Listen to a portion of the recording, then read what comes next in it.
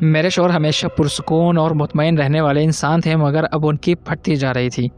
ایک صبح ناشتہ کرتے ہوئے میں نے محسوس کیا کہ میرے شوہر بہت تھکے ہوئے لگ رہے تھے۔ ان کا چہرہ پیلا سا تھا اور ماتھے پر پسینہ چمک رہا تھا۔ جب انہوں نے کافی کا کپ اٹھانے کے لیے ہاتھ بڑھایا تو میں نے دیکھا کہ ان کا ہاتھ ہلکا ہلکا کانپ رہا تھا۔ میں نے پوچھا، کیا ہوا؟ کیا رات کو ٹھیک سے نیند نہیں آئی؟ انہوں نے آہستہ سے جواب دیا، یار مجھے نہیں معلوم میرے ساتھ کیا ہو رہا ہے۔ شاید میں سو رہا تھا یا شاید جاگ رہا تھا۔ تم بتاؤ کہ تم نے کبھی ایک ایسا خواب دیکھا ہے جو اتنا سچا ہو کہ سمجھ ہی نہ آئے کہ وہ خواب تھا یا حقیقت؟ وہ کچھ دیر خاموش رہے، پھر دوبارہ بولے، کل رات میں نے ایسا ہی ایک خواب دیکھا ہے۔ خواب میں پسینے میں بھیگا ہوا جاگ گیا، دل تیزی سے دھڑک رہا تھا اور سانس پھولی ہوئی تھی۔ میں پانی پینے کے لیے کچن میں گیا، لیکن کچھ عجیب سا محسوس ہوا۔ میں نے اوپر دیکھا تو اوپر سے چھت ہی غائب ہو چکی تھی۔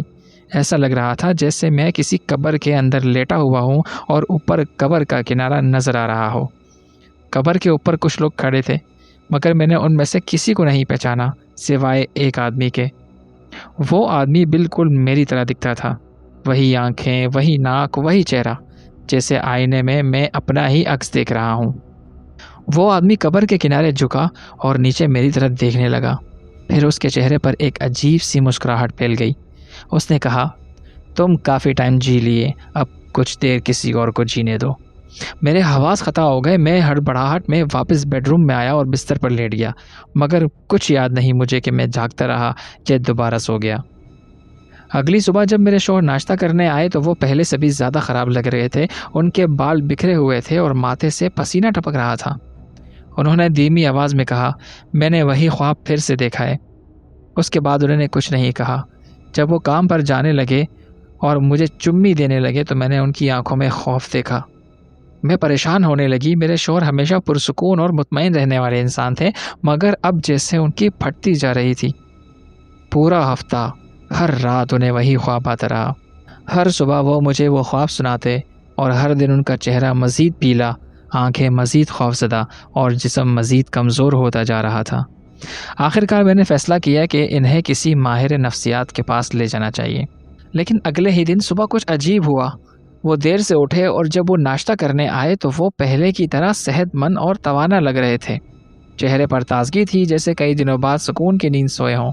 میں نے پوچھا، کیا کل رات پھر وہی خواب نہیں آیا آپ کو؟ انہوں نے میری طرف دیکھا۔ ان کے چہرے پر ایک عجیب سی مسکراہٹ پھیل گئی اور وہ بولے، کون سا خواب؟ مجھے سمجھ ہی نہیں آ رہا تم کس خواب کی بات کر رہی ہو۔ میں چند لمحوں کے لیے دنگ رہ گئی۔ پہلے مجھے لگا شاید وہ مذاق کر رہے ہیں، لیکن ان کے چہرے پر عجیب سی سنجیدگی تھی، جیسے وہ واقعی کچھ نہیں جانتے۔ اسی دن میں نے فیصلہ کیا کہ ہمیں کسی ماہر نفسیات کے پاس ضرور جانا چاہیے۔ اگلے دن ہم ڈاکٹر کے سامنے بیٹھے ہوئے تھے۔ ڈاکٹر نے پہلے میرے شوہر سے بات کی، پھر مجھ سے چند سوال پوچھنے لگے۔ کچھ دیر بعد اس نے آہستہ سے کہا، آپ کے شوہر نے مجھے بتایا ہے کہ انہیں کبھی کوئی خواب آیا ہی نہیں۔